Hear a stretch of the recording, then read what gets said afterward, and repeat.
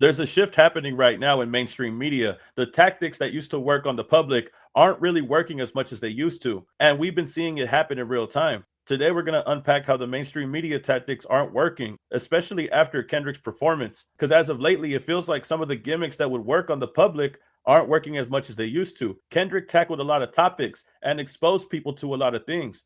When Kendrick made Watch the Party Die, it wasn't just a song, but it was to speak on the party, the current state of not only hip hop, but the entertainment industry in general. Now, in this message of the song, he explains how we will see the industry that once ruled with an iron fist through manipulation and tactics of deceitfulness will now fail to fool the public they've been making money off of for years. There's been cracks in the mainstream media and entertainment industry.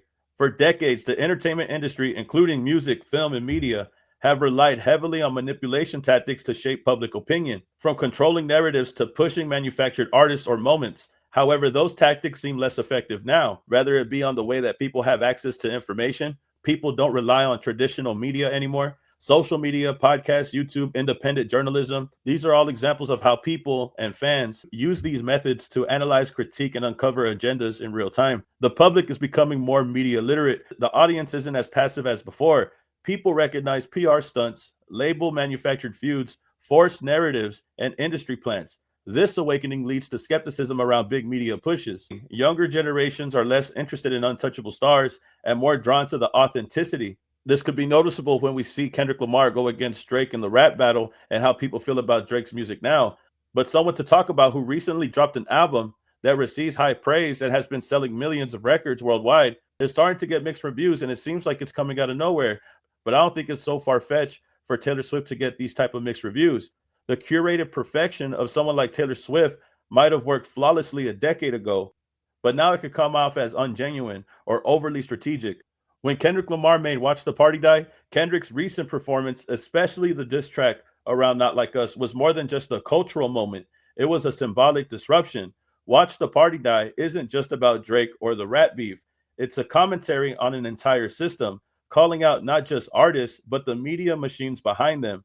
He exposed the hollow core of what's been pushed as entertainment, the party, the charade, the fake unity, the corporate puppetry. It's like Kendrick pulled the curtain back and the public finally saw that the Wizard of Oz was just a man pressing buttons. Taylor Swift, like I said, had recently dropped an album and it's been getting so many mixed reviews. And I think this is the reason why.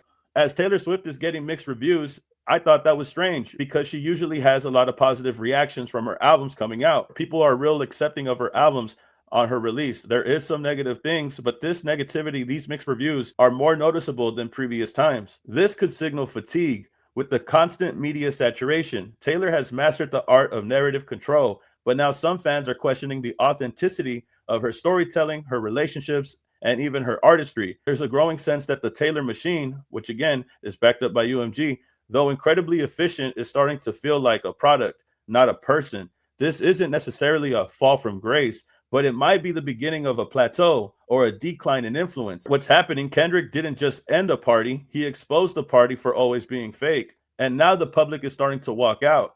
The shift doesn't just affect rappers, it affects every artist, celebrity, label, and media outlet that relied on the illusion. For all of you Taylor Swift fans who love Taylor but hate this new album, just know that what this new album sounds like to you is what this album has always sounded like to us. First time, I think, in any Taylor Swift release, I'm seeing a lot of white people come out and critique the album in a way that we all knew was the truth about the kind of music that Taylor Swift makes. Taylor Swift makes music for people that don't like music. It's always been so plain and vanilla for me, and I'll die on that hill. Taylor Swift's new album is many things. Unfortunately, good is not one of them. I am a dark and twisted poet. The corners of my mind, you'll never know it.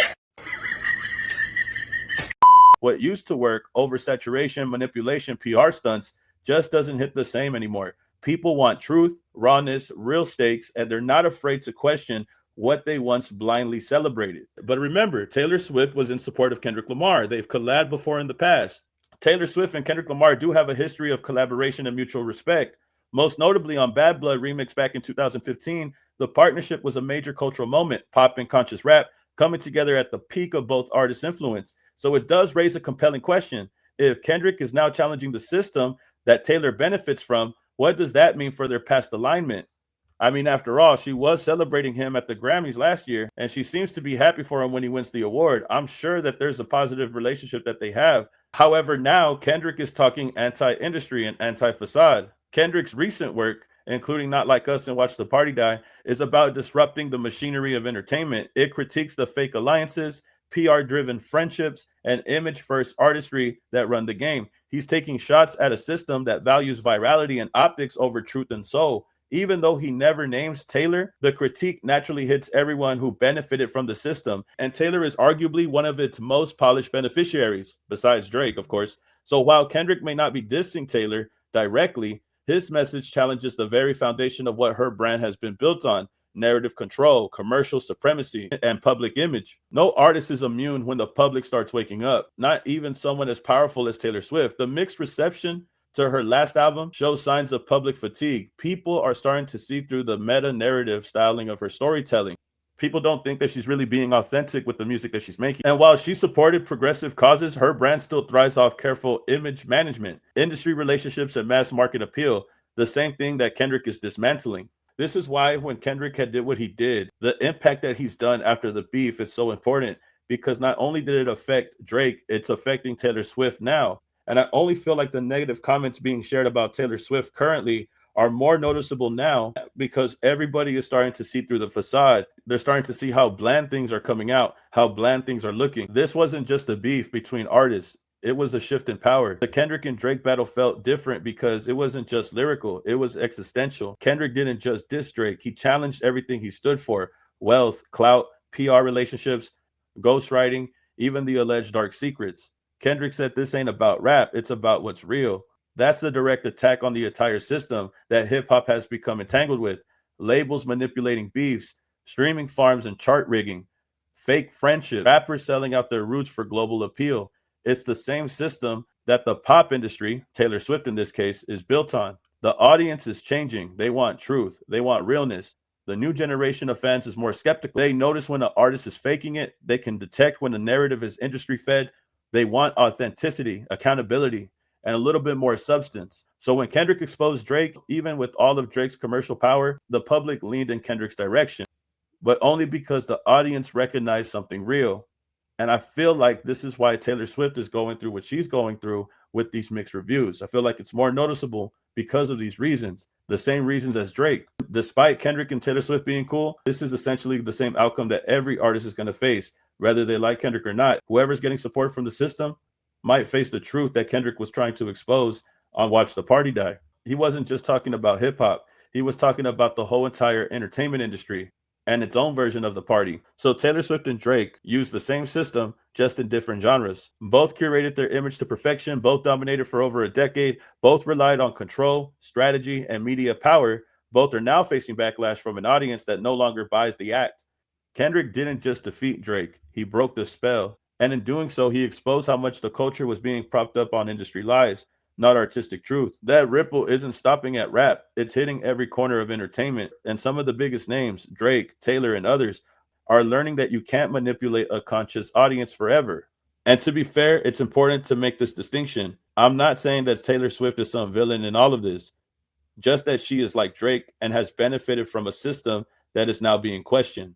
Taylor Swift has always been doing her thing. She's always stayed in her lane. She supports progressive causes and has genuinely evolved over time. Her image is heavily managed, yes, but it's not built on deception of exploiting hip-hop culture, for example. So for context, she does represent the over-curated image-first pop machine, but not in a malicious way. More like she's part of the system, but she isn't really the manipulator herself. She's a tool for the system itself. And as far as Drake, he's always been accused of ghostwriting, fake alliances, exploiting multiple cultures, operates with calculated moves that often blur the ethical lines, pushing narratives and all this stuff, right? Kendrick's diss didn't just attack his music, but his integrity, his image, and his proximity to real culture harm. Drake is someone who actively bends the system to stay on top, even if it means compromising artists or moral lines. Completely two different people. But again, the system is in their corner. Some like Drake may have crossed a line that can't be walked back.